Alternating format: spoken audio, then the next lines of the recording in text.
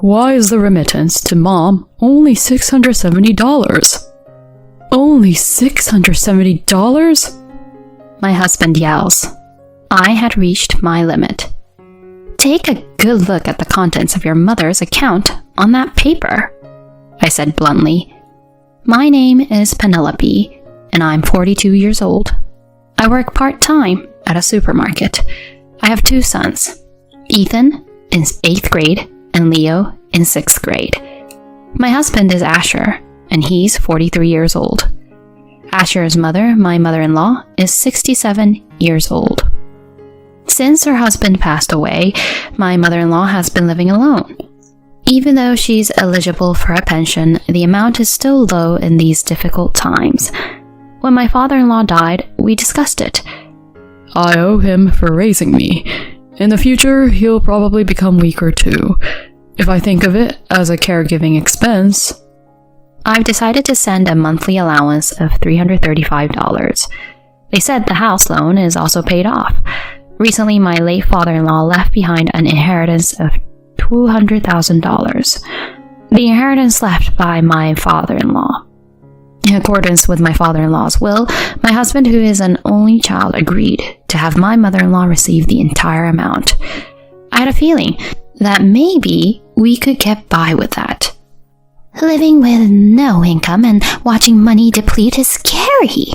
So my mother-in-law said this, and, well, I can understand her point to some extent.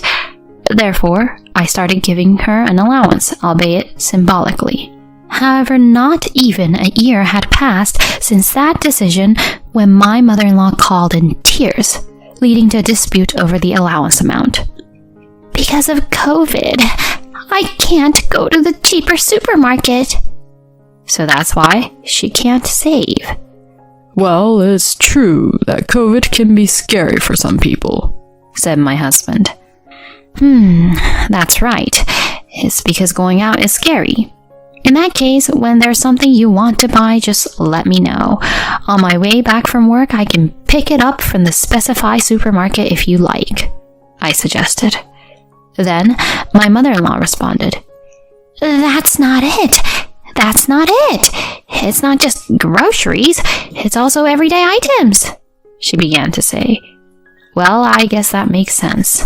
So, it's not just about food. Ah, I see. Okay, then I'll go to the designated store for everyday items as well, I said, and my mother-in-law exclaimed, Honestly, do I have to spell it out this much for you to understand? It's not just everyday items and groceries, is it? Things like hair dye to cover gray hair too. That as well, she shouted. In other words, please, don't make a mother like me spell it out this much. I'm saying that the allowance isn't enough. I'm sorry, Mother. My husband's body language also seemed overly apologetic towards his mother over the phone. For now, I'll increase it to $670, he said, without consulting me. Huh? $670? It's quite a significant amount. I couldn't hide my surprise at the decision made without my consent. Speaking of $670, it's almost like taking all of my part-time job earnings. Plus, our older child will be taking entrance exams soon, and we can't skip on sending them to cram school. I asked the store manager to increase my part-time hours, but in doing so, it became challenging to manage the household. Mom, you're never home at night, my younger child complained. I'm sorry, sweetheart. Mom is working hard to earn money for us.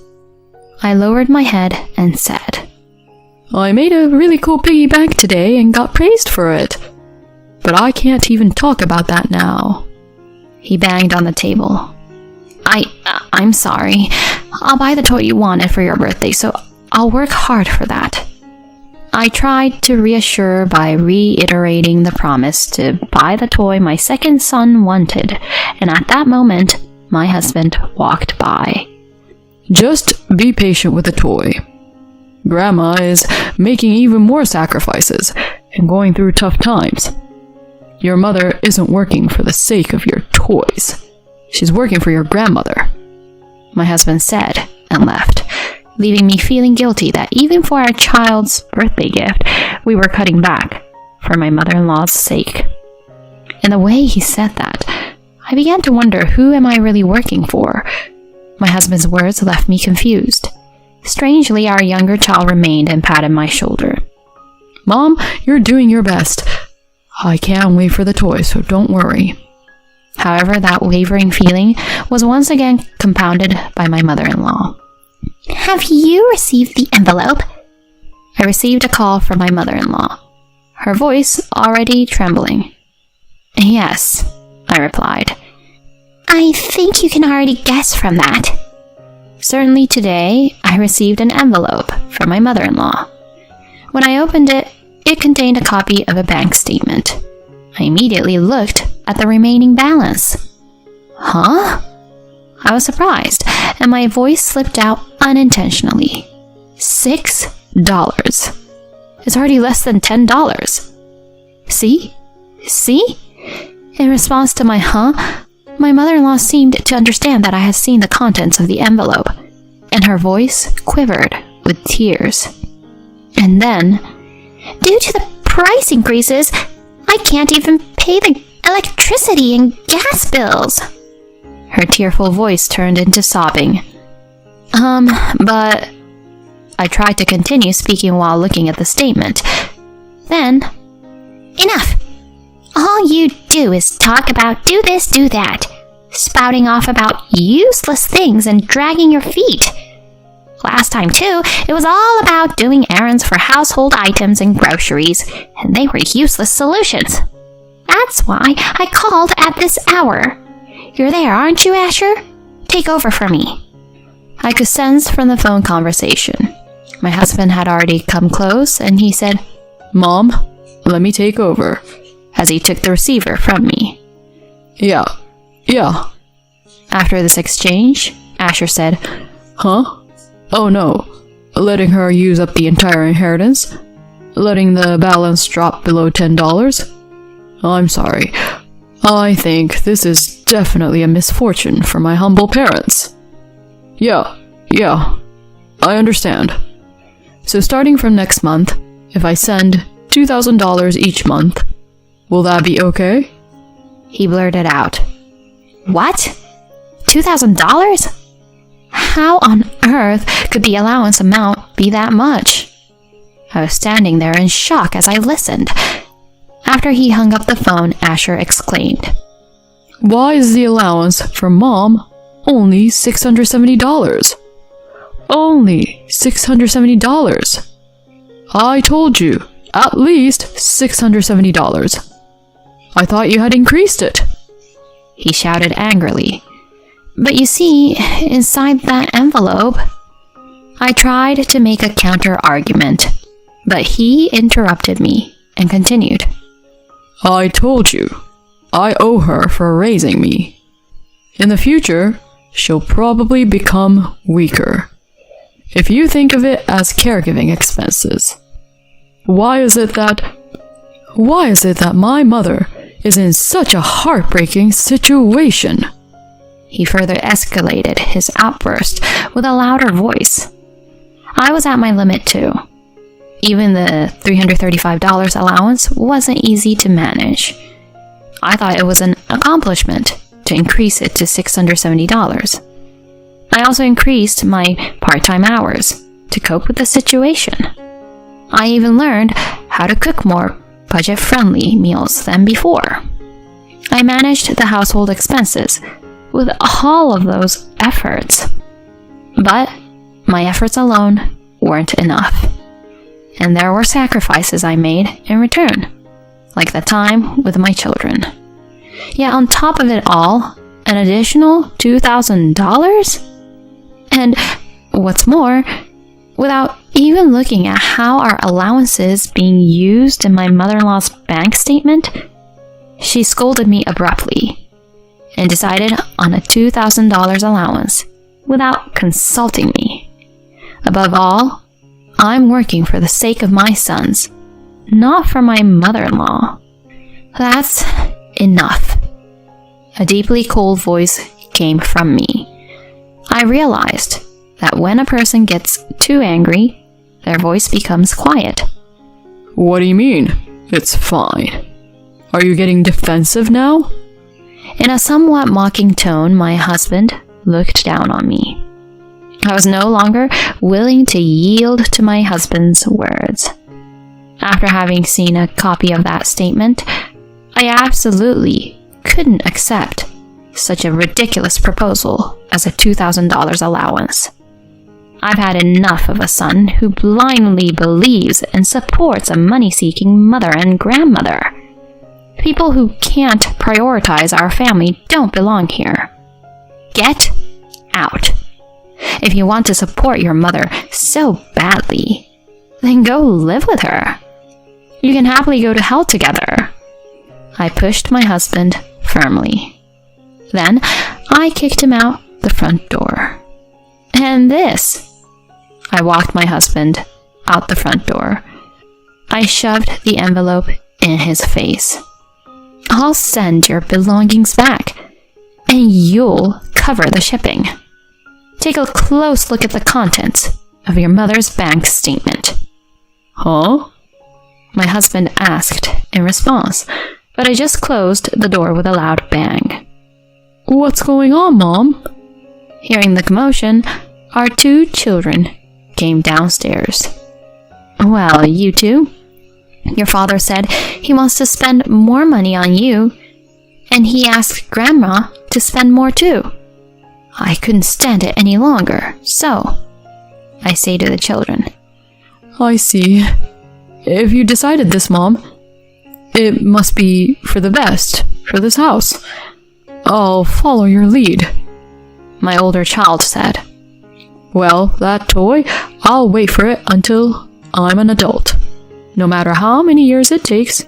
So, I'll cheer up. My younger son said to me, Thank you, my sons. 1 week later, Help me. My husband called me. What about? I replied coldly. Couldn't you at least listen to my story? I know what you meant when you said to look at the statement. I can't believe after all this time that I know what that means. He stammers. But my husband keeps going, clinging to his speech. I had to stifle my laughter on the phone. I can't believe that you would believe your mother wholeheartedly and then blurt out such an outrageous proposal. I can't believe you're calling me now and wanting to get back together. You really have no idea how brazen you are. Huh? That's just how you are. You're the type who, in moments like this, says, huh? And questions everything. Oblivious to your own indecisiveness, you casually involve others. When pointed out, you react as if it's unexpected. Well, but I suppose it wouldn't hurt to have one final conversation. I want to deliver those last words in person. It's important for the children, and closure matters. I have agreed to meet with my husband in this house. Oh, and make sure to bring all of your mother's credit card statements. Okay? I added that. My husband and mother-in-law came. Their lives were in disarray. I'm sure I thought this was going to be an absolute bust. If you'd just calmed down and looked at the statement, you'd have figured it out. You insulted me outright and ended up believing your mother, didn't you? I respond nonchalantly. So, can you show me the statement? My husband put the statement out on the table with trembling hands, and while looking down at it, what have you learned? I asked. And then, my mom. She used the money I sent her. Electricity, gas, food. It wasn't just for living expenses. he said, in a voice barely louder than a mosquito's buzz. It wasn't just for living expenses, was it? Actually, the other purpose was the main one, right? Please, say it with your own mouth. She was a member of an escort club. I'll actually get my husband to say it. His withered confession, accompanied by my mother-in-law's trembling lips. I was absolutely delighted, and I couldn't help but laugh. That's right. Your mother, whom you believed more than me, was a woman who spent money on male escorts, while lying about not being able to pay the increased electricity and gas bills, and came begging to her own son. The statement showed the name of an escort club, Romeo, followed by high-end restaurants and bars. She was spending over $40,000 a month. After a good laugh, I took a sip of cold water to cool down my head, and then continued speaking. Even when you're nearly 70 years old, how could you pick a young, handsome guy at an escort club and take him around to all the high-end restaurants? I don't know how she got that way. And how did she end up begging for money at her own son's house? I'm really curious if she ended up addicted or something like that. I scratched at the wound and pried. My mother-in-law unexpectedly spoke. He told me he feels love for the princess who gives him an allowance. He even gives me presents. This made me blow out the water I had been drinking for the purpose of cooling my head. I ended up giggling and laughing. The water had gone to waste. Referring to a 67-year-old as a princess is quite something, isn't it? Well, by uttering words, some people fall for it, like my mother-in-law, becoming like a man's personal ATM, so they'll keep saying those words, won't they? However, I took another sip of water. If you're giving an escort guy an allowance, you must be withdrawing a considerable amount, right? It wasn't my mother-in-law who visibly shuddered. Huh? The voice that uttered this was indeed my husband's. I placed a piece of paper on the table. It was fun meeting you today. I love you. Please request me again. Read the business card with a handwritten message. Huh? My husband stared at the business card on the table. I didn't expect to be kicked out of the house all of a sudden. I didn't even tidy up my own room, did I? I found your stuff while I was cleaning up your things. Even the strange money deductions. It all makes sense now. Yes, that's right, so it's not just my fault. My mother-in-law shouted in a hoarse voice. There was a glass of lemonade in front of her, but she hadn't touched it at all. It might be expected since she had been continuously blamed. However, as the target of blame shifted, she attempted an unexpected turnaround. What? My husband's voice trembles as he reacts to this blow. But because I've been laughed at this much, am I the only one being ridiculous? Isn't that so unfair? Huh? No, just wait a minute. You're making me spend this much money and now you're saying this? That's my line. Asking for money because your allowance isn't enough? I can't believe you're into escort girls too. Like parent, like child. Must be an annoying way to spend money. It's over now, isn't it? Both of you are done, right? Ugh. At my words, both my husband and mother-in-law had no words left. Enough is enough. I called the children on the second floor. Come down for a minute. The two children came down.